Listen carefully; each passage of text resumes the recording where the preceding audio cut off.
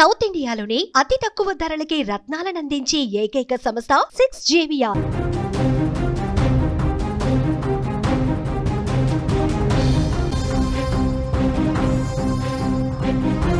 సిద్దిపేట జిల్లాలో వాగులో చిక్కుకున్న ముగ్గురు రైతులు క్షేమంగా బయటకు వచ్చారు. సిద్దిపేట జిల్లాలో భారీ వర్షాలకు పోతారెడ్డిపేటలో వాగు ఉధృతంగా ప్రవహించింది. పొలానికి వెళ్లిన ముగ్గురు రైతులు బుధవారం చిక్కుకుపోయారు. రాత్రి నుంచి వారు సాయం కోసం ఎదురుచూపులు చూశారు. రాత్రంతా బిక్కుమంటూ ప్రాణాలు అరచేతిలో పెట్టుకొని సాయం కోసం ఎదురు చూశారు. బుధవారం రాత్రి వారిని కాపాడే అవకాశం లేకుండా పోయింది. దీంతో స్థానికులు ఆహార పొట్లాలు కట్టి వాళ్ళ వద్దకు విసిరి ధైర్యం చెప్పిన పరిస్థితి. గురువారం ఉదయం ఆ రెస్క్యూ బృందాలు రైతులను క్షేమంగా బయటకు తీసుకొచ్చారు. రైతులు బయటకు వచ్చాక వారి కుటుంబ సభ్యులు కూడా హత్తుకొని కన్నీళ్లు పెట్టుకున్నారు. తమను క్షేమంగా బయటకు తీసుకొచ్చిన రెస్క్యూ బృందానికి ధన్యవాదాలు తెలిపిన పరిస్థితి ఉంది. ముగ్గురు క్షేమంగా తిరిగి రావడంతో అక్కడ అందరూ కూడా ఊపిరి పీల్చుకున్నటువంటి పరిస్థితి ఉంది. ఎందుకంటే మనం చూసాం, సిద్దిపేట జిల్లాలో దుబ్బాక, గజ్వేల్ నియోజకవర్గాల్లో వర్షం బీభత్సమే సృష్టించింది. ప్రజ్ఞాపూర్లో భారీ వర్షాలకు ఊర చెరువు పొంగి పొర్లింది. గజ్వేల్ ప్రజ్ఞాపూర్ ప్రధాన రహదారిపై వరద ఒక్కసారిగా పెరిగింది. మర్కుక్ మండలం చేపర్తి గ్రామ సమీపంలో కొండపోచమ్మ సాగర్ కాలువకు గండిపడింది. తొగుట మండలం చందాపూరి గ్రామంలో కూడా వర్షాలకు ఇళ్లలోకి వాటర్ వచ్చింది.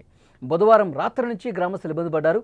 సిద్దిపేట జిల్లా కొండపాకలో 18.9, కొనకకొండలలో 18.3, కొమరవెల్లిలో 17.3, తుక్కపూరు 16.78, గజ్వేల్ 16.85 సెంటీమీటర్ల భారీ వర్షపాతం నమోదైంది.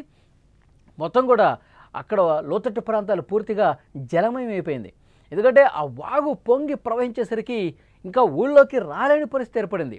ఆ రైతులందరూ కూడా సాయం కోసం ఎదురు చూశారు. ఆ ముగ్గురు రైతులు నిన్న సాయంత్రానికి సంబంధించినటువంటి విజువల్స్ మీరు చూస్తూ ఉన్నారు. ఆ ముగ్గురు రైతులు ఈ స్థాయిలో ఆ వాగు ప్రవహిస్తుందని చెప్పి వాళ్ళు ఎక్స్పెక్ట్ చేయాల. రాత్రంతా అటువైపే ఉన్నారు. వాళ్ళు సాయం కోసం ఎదురు చూశారు. ఆ రాత్రి సమయంలో ఆ చీకట్లో వాళ్ళని కాపాడే ప్రయత్నం చేయలేకపోయారు. ఎందుకంటే అంత ఉధృతంగా, అంత వేగంగా ఆ వాగు ఏ విధంగా ప్రవహిస్తుందో మీరు చూడండి. తర్వాత చీకటి పడిన తర్వాత వాళ్ళకి ఆహారం అందించే ప్రయత్నం చేశారు.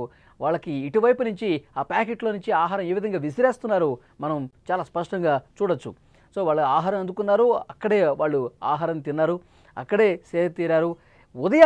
గురువారం రోజు ఉదయాన్నే వెంటనే డిఆర్ఎఫ్ సిబ్బంది అక్కడికి వెళ్ళారు.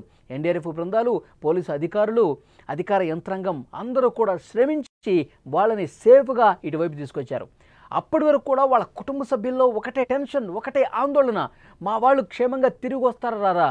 ఆ వాగులో వచ్చేటప్పుడు ఆ వాగు చూస్తే అంత వేగంగా ఉధృతంగా కనిపిస్తుంది. కాలు లోపల పెడితే చాలు కొన్ని కిలోమీటర్లు కొట్టిపోయేంత వేగంగా ఆ వరద కనిపిస్తోంది, ఆ వాగు కనిపిస్తోంది. దాన్ని దాటి రాగలరా అనే ఒక టెన్షన్ ఆ కుటుంబ సభ్యులకు కనిపించింది. వాళ్ళు చాలా ఆందోళన చెందారు. అధికారుల కాళ్ళు పట్టుకునే పరిస్థితుంది. ఎలాగైనా మా వాళ్ళని కాపాడండి, ఎలాగైనా మా ఫ్యామిలీ మెంబర్స్ని క్షేమంగా బయటికి తీసుకురండి, ఊళ్ళోకి తీసుకురండి సార్ అంటూ వాళ్ళు కన్నీళ్లు పెట్టుకున్నటువంటి పరిస్థితుంది. ఎప్పుడైతే ఉదయాన్నే అధికారులు రెస్క్యూ చేసి అక్కడ సహాయక బృందాలన్నీ కూడా శ్రమించి చాలా సేఫ్గా ఆ ముగ్గురు రైతుల్ని కూడా ఇటు తీసుకొచ్చారు. వాళ్ళని క్షేమంగా ఊళ్ళోకి తీసుకురావడంతో వాళ్ళ కుటుంబ సభ్యులు కూడా ఆ భావోద్వేగానికిలోనే అధికారులకు ధన్యవాదాలు చెప్తూ వాళ్ళ కుటుంబ సభ్యుల్ని తలుచుకుంటూ వాళ్ళు పట్టుకుంటూ రోధిస్తున్న పరిస్థితి కనిపిస్తుంది. ఒక్కసారి మీరు కూడా చూడండి.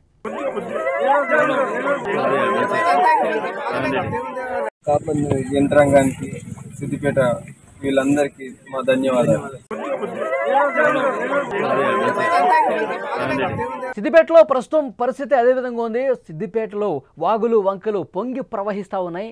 సిద్దిపేటలో ప్రజలు ఇబ్బంది పడుతున్నారు. ఆ చుట్టుపక్కల గ్రామాల్లో కూడా పెద్ద ఎత్తున వాటర్ వస్తూ ఉంది.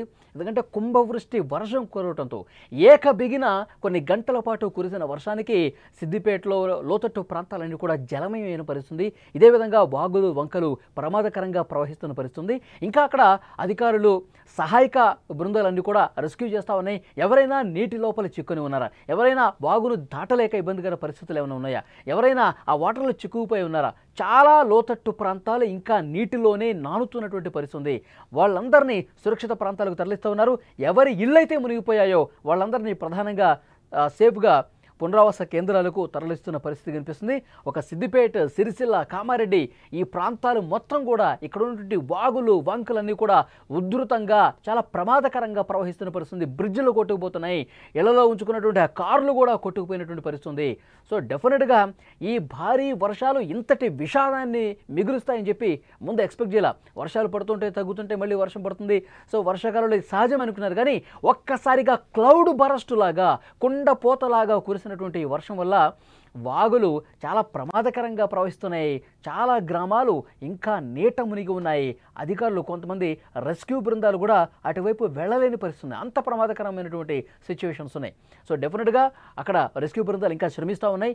ఎవరైతే ప్రమాదకర పరిస్థితుల్లో ఉన్నారో వాళ్ళని ప్రతి గ్రామం కూడా వెళ్ళి అక్కడ ప్రతి స్థానికుల నుంచి సమాచారం తీసుకుని ఎక్కడైనా ఏమైనా ఇబ్బంది ఉందా, ఎక్కడైనా ఇంకా వాటర్లో చిక్కుని ఉన్నారా, ఆ సమాచారం కనుక్కొని మరి అక్కడికి వెళ్ళి సహాయం చేస్తున్న పరిస్థితి. ఇక్కడ మీరు విజువల్స్లో చూస్తున్నారు, 3 రైతులు పోతారెడ్డిపేటలో ఆ వాగు ఉధృతంగా ప్రవహిస్తున్న కారణంగా అటువైపే ఉండిపోయారు. రాత్రంతా వాళ్ళు ప్రాణాలు అరచేతిలో పెట్టుకొని జాగారం చేసిన పరిస్థితి. ఇటువైపు నుంచి ఫుడ్ విసిరేసి వాళ్ళు భోజనం చేసి అక్కడే ఉన్నారు. అక్కడే ఉండిపోయి చాలాసేపు వెయిట్ చేశారు. అధికారులకు సమాచారం ఇచ్చారు, వీళ్ళు వెంటనే వచ్చారు. డిఆర్ఎఫ్ బృందాలు కూడా అక్కడికి వచ్చాయి. ఈరోజు ఉదయాన్నే వాళ్ళని సేఫ్గా గ్రామంలోకి తీసుకొచ్చినటువంటి పరిస్థితి ఉంది.